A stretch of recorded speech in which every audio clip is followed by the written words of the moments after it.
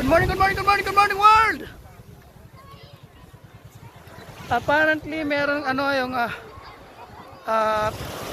yung releasing ng ng mga pawikan, baby pawikan. Pero I'm too late. Ewan ko kung makakahabol pa ako. Meron pa?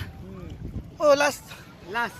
Nakahabol na tayo. Isa na lang Oh, they call him Leonardo. Bye-bye Leonardo. The last pawikan, no? Yeah, that's one. Sobrang baby pa siya, hindi pa baby. Parang nagre-relax lang, no? What's your goal to Cesar?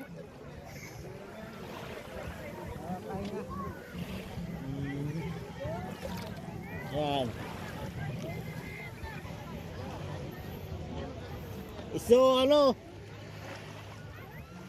So it's tiny. It's snowy. Yeah. Yeah.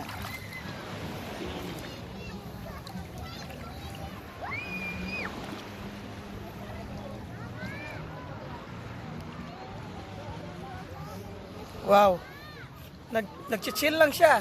Chill. I feel bad na I was so late to experience the actual na releasing ng ng mga munting pawikan natin. Sir, wag na po nating hawakan, please. Yeah. Pero luckily nagkaroon pa ako ng konting glimpse sa ilang pirasong baby pawikan. Pero nandito tayo, kakausapin natin ang isa sa mga nag-spearhead dito sa project na to. Konting words lang sa kanya. Okay po sir, sino po sila? I'm Mon Baranda. Hindi po ako spearhead, pero I'm one of the volunteers at Pag-asa Pawikan Protection and Conservation Center. Okay. So what we do here is we provide a safe haven for the eggs to hatch. Now once they hatch, we release them out here kapag hatchlings na sila. So we usually do it ng ganitong oras nearing sunset kasi the hatchlings follow the sun and they are less visible to predators as well. So kapag ganito medyo mahirap lang i-manage kasi there are this is a public beach, no? Yes. And it's difficult sir, wag na po nating hawakan please. Pigilan po natin yung sarili. Sorry about it. So there are really people na mahirap sabihan. Pilit na hinahawakan pa rin yung hatchlings. These are endangered animals. Sir, wag na po nating hawakan. This is for the third time. I will have you reported sa barangay. Ang hirap niyo po yung sabihan. Endangered species po siya, sir. So, hindi po siya dapat hinahawakan. If you are intoxicated, that's fine, I understand. Pero makinig na po kayo, please. Last na ko pa nasabihin yun. Exactly the point. Exactly your point. Yes. So, ayan. Thank you po sa... Apo, it's a non-profit, right?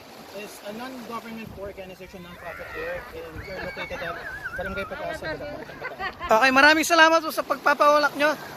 Anong pangalan nyo po ulit? Mon Baranda. My name is Arman Arellano po. God bless you po. At pagpatuloy nyo po yung magandang serbisyo sa kalikasan. Thank you po. Okay po, pagpatuloy lang.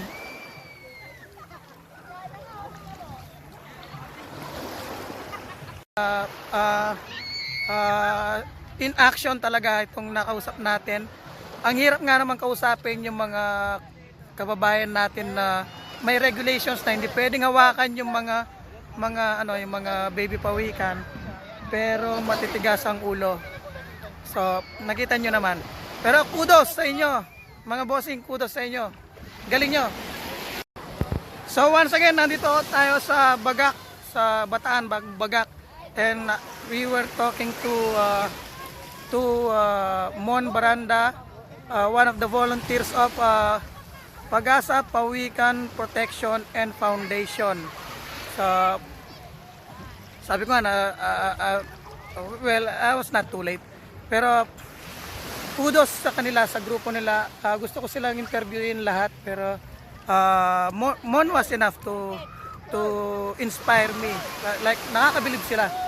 Kaya lang honestly, marami akong nakikita mga laseng na makukulit, hindi nila masunod yung mga rules na kapag may ganyan, hindi pwedeng hawakan yung mga baby pawikan. Pero kudos sa inyo, sa grupo nyo, Hindi kayo kilala ng buong mundo, actually ng ilang pirasong lugar sa Pilipinas hindi kayo kilala, but you're making big waves sa ginagawa nyo. Kudos sa inyo. Pag-asa, if I get it right, Pag-asa, Pawikan, Protection, and Conservation. If I'm right. Okay. Good job. Peace and love. Still love you. Woo.